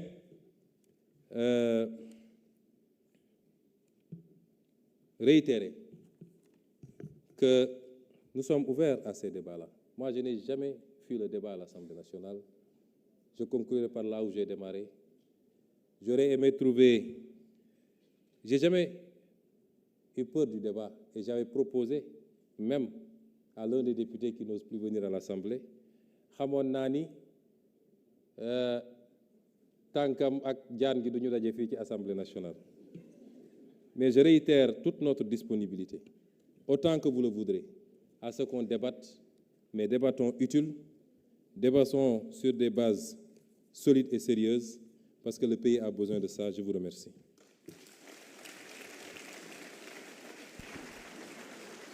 Je vous remercie, Monsieur le Premier ministre. Donc, pour le deuxième tour de parole, la répartition est la suivante.